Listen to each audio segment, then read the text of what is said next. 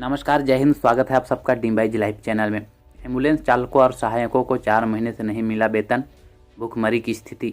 आपातकालीन सेवा देकर मरीजों को अस्पताल तक पहुंचाकर जान बचाने वाले 108 एम्बुलेंस के चालक और सहायक खुद आफत में है। सिर्फ उनका ही नहीं बल्कि उनके परिजनों भी दाने दाने के मोहताज हो गए हैं। 3 महीने से इन लोगों को पगार मोहताना नहीं मिल रहा है।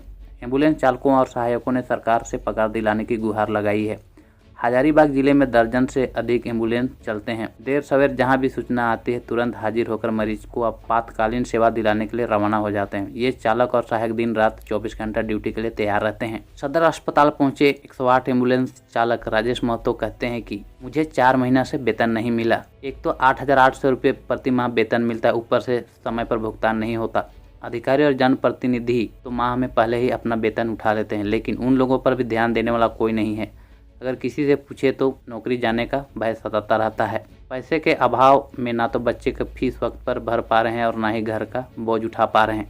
अब दुकानदारों ने भी उधार का सौदा देना बंद कर दिया है। पता नहीं जिंदगी कैसे चलेगी। 108 के सहायक राजेश महतो कहते हैं कि उनका ज्वाइनिंग के वक्त 1 माह का वेतन बकाया है और इधर 4 महीना से भुगतान नहीं हुआ। घर परिवार चलाना मुश्किल हो गया। अधिकारी और जनप्रतिनिधियों को उन लोगों को परेशानी से क्या मतलब है। पत्राचार करने के बाद बस यही कहा जाता है कि फंड नहीं है, फंड आएगा तो वेतन भुगतान हो जाएगा। 4 माह से यही सब सुनकर मन भर गया है, लेकिन पेट कैसे भरे यही चिंता सता रही है। एम्बुलेंस चालक रोजी रोजगार के लिए उड़ीसा से आया है। 4 माह से पैसे नहीं मिलने से बाल बच्चों और परिवार के आर्थिक स्थिति अत्यंत खराब हो गई है। सरकार से गुहार लगाने से भी कोई फायदा नहीं हुआ। बोला जा रहा है कि अभी फंड नहीं है। पहले राज्य स्तर से भुगतान होता था, अब सितंबर से जिला स्तर भुगतान होने की बात कही जा रही है। भुगतान कहीं से भी हो, लेकिन हर माह समय पर हो। पैसे नहीं रहने वाले पर वे लोग अपनी सेवा कैसे दे पाएंगे। हालांकि इसी आशा में अब तक काम कर रहे हैं कि बकाया भुगतान हो जाएगा, लेकिन कमबख्त पेट कहाँ मानता, तो उसे हर दिन भोजन चाहिए। एम्बुलेंस हेल्पर चतरा निवासी राजेश कुमार महतो कहते हैं कि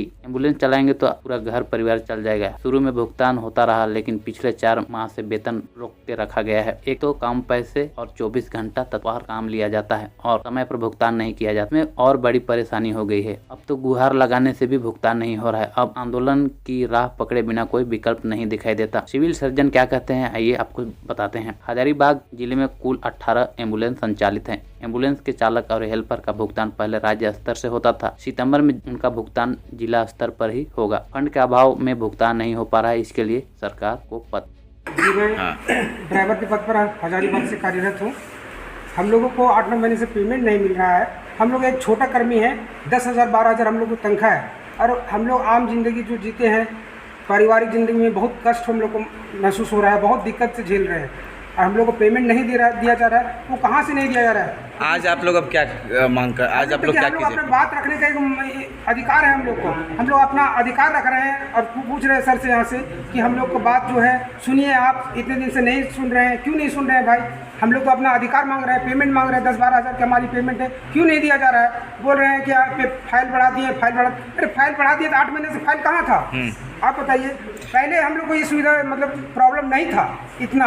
बीजेपी के सरकार में हम लोग को इतना प्रॉब्लम नहीं था, पेमेंट मिलता था। अब आगे का क्या रणनीति आप लोग? अभी रणनीति सर देखिए, हम लोग तो रणनीति यही मना रहे हैं कि काम कैसे करें, पेमेंट हम लोग को जल्द से जल्द हो ताकि इमरजेंसी सेवा जो चालू रहे, लोगों की जो सेवा है उन लोगों तक पहुँचे। घर घर पहुँच रहा है, हम लोग घर घर पहुँचते भी है। अभी भी देखिए कि भीगे हुए हैं और काम करके रांची को लेकर किसकी लापरवाही है, कंपनी या सरकार के कमेंट में जरूर बताइएगा। जय हिंद, वंदे मातरम। आपका दिन शुभ हो।